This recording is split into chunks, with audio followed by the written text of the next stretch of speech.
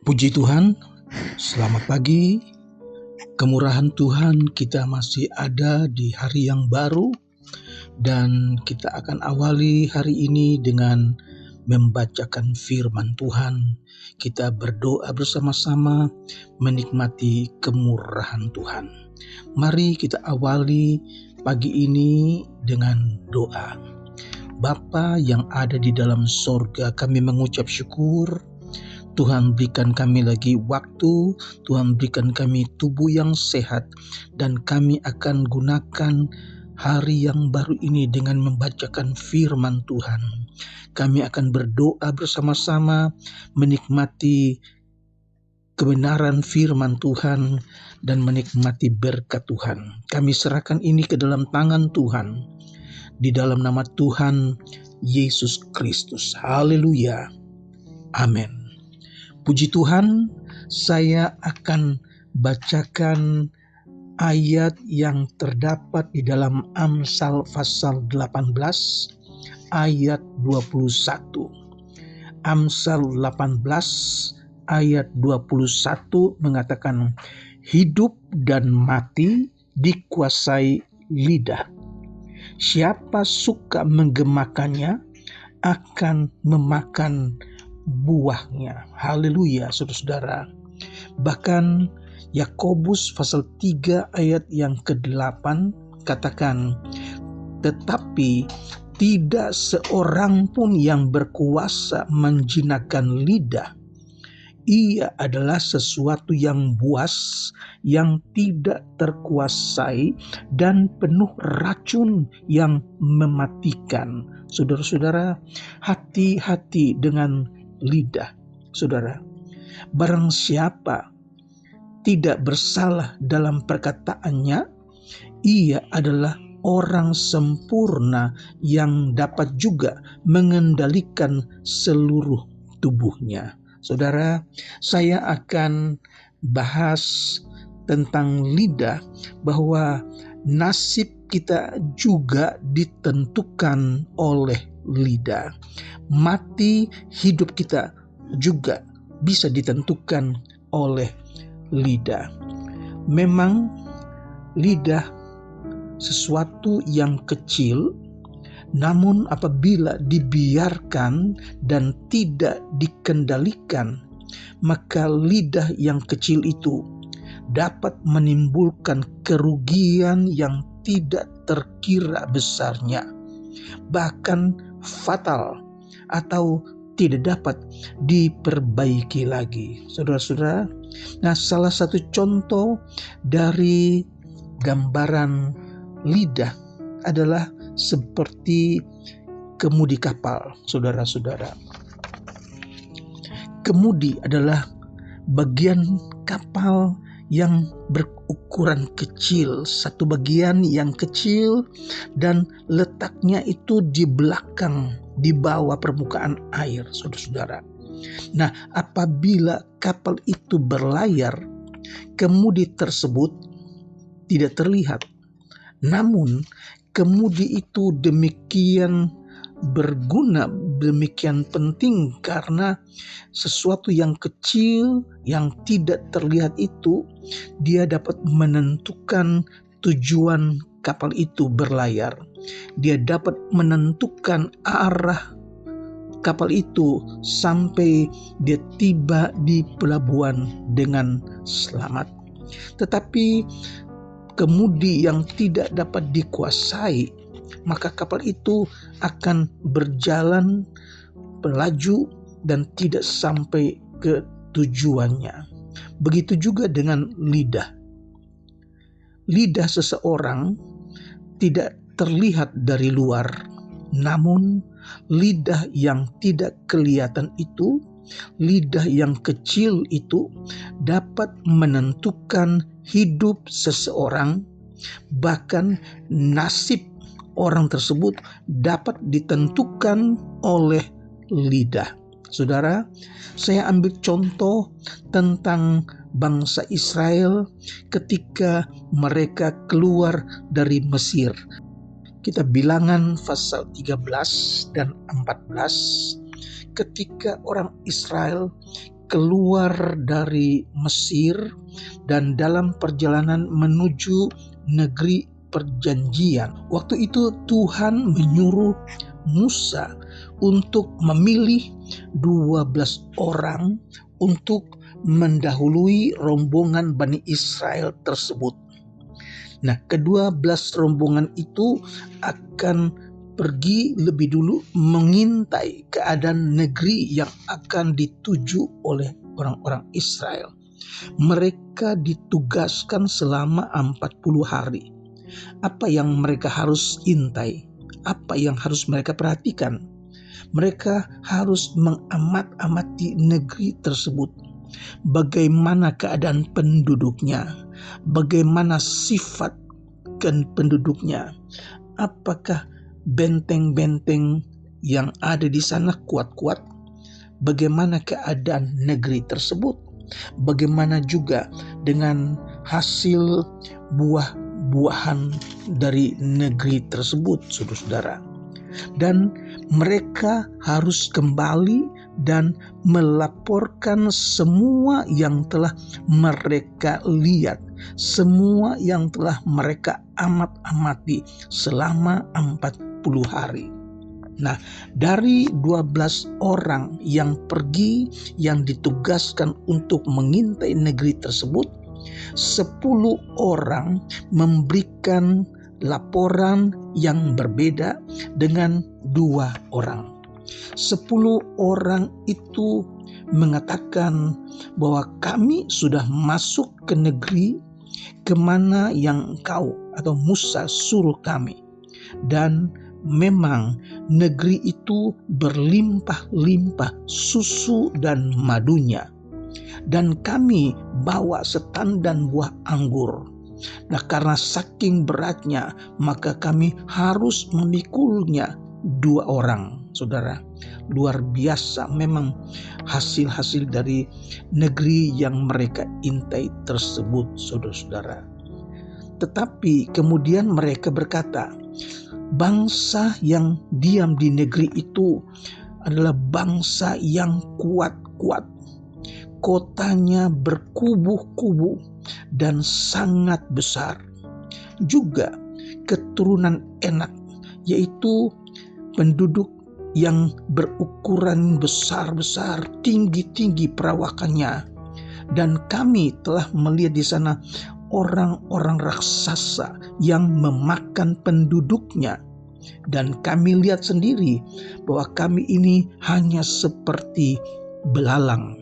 Saudara, 10 orang memberikan laporan yang menakutkan. Laporan yang menghilangkan semangat, bahkan dikatakan laporan busuk. Tetapi bagaimana dengan 2 orang? Siapakah 2 orang tersebut?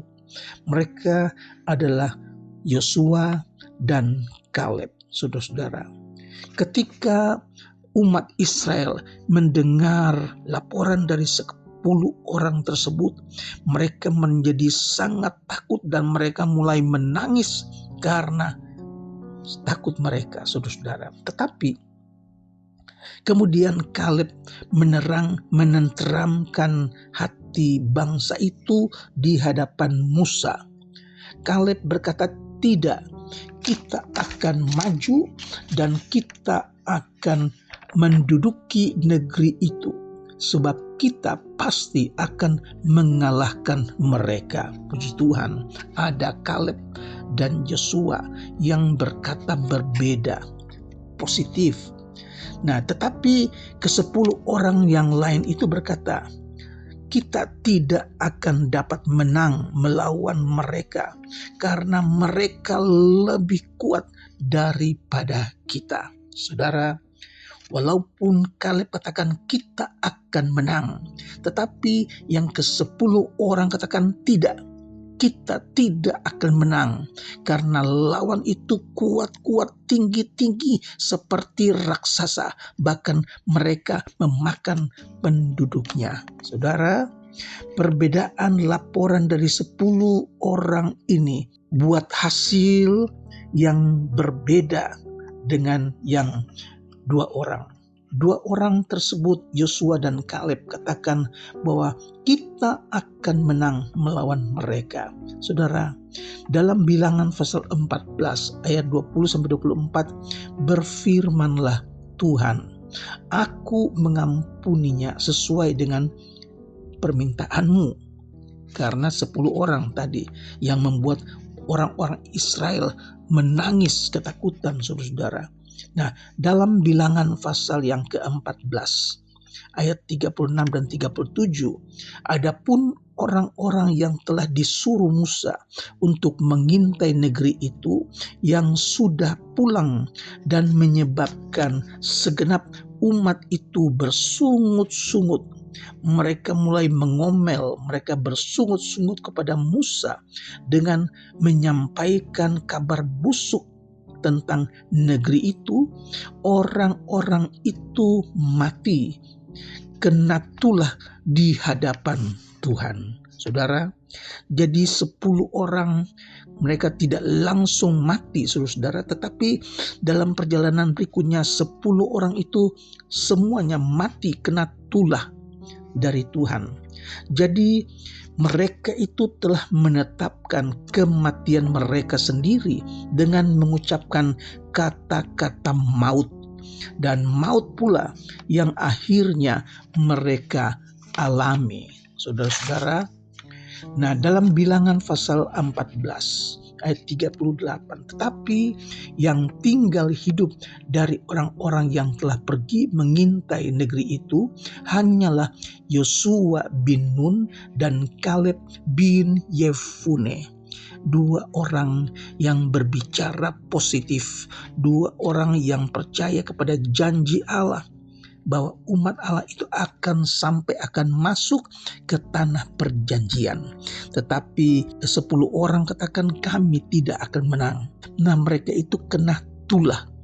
Allah menghukum mereka dan mereka semuanya mati dalam perjalanan. Mereka semua tidak melihat negeri yang Tuhan janjikan itu. Haleluya. Jadi kehidupan dan kematian ada dalam kuasa lidah. Hati-hati menggunakan lidah. 10 orang yang berkata negatif itu mati, sedangkan 2 orang yang berkata positif itu hidup. Saudara-saudara, nasib mereka ditentukan oleh perkataan mereka sendiri. Kendalikanlah lidahmu, saudara-saudara.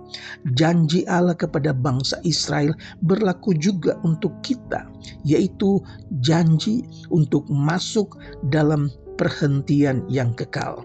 Jadi selama kita masih ada, masih kuat, perkatakanlah hal-hal yang positif. Saudara, kendalikanlah lidahmu, karena lidah itu akan membuat kita hidup atau mati. Haleluya. Hidup dan mati itu ditentukan juga oleh lidah. Puji Tuhan, Tuhan kiranya memberkati jemaat Tuhan, umat Tuhan yang menyaksikan program Doa Pagi GPDI Budi Mulia.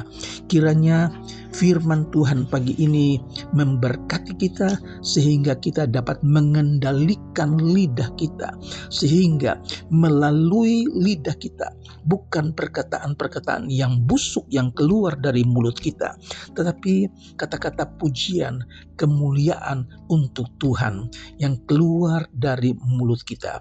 Tuhan memberkati. Mari kita berdoa. Bapa di sorga, kami mengucap syukur pagi hari ini kami diberkati lagi dengan firman Tuhan. Biar perkataan kami yang keluar dari lidah kami adalah perkataan-perkataan positif yang memuliakan Tuhan, yang memberkati orang lain yang mendengar. Bukan perkataan-perkataan yang busuk yang membuat orang lain menjadi takut.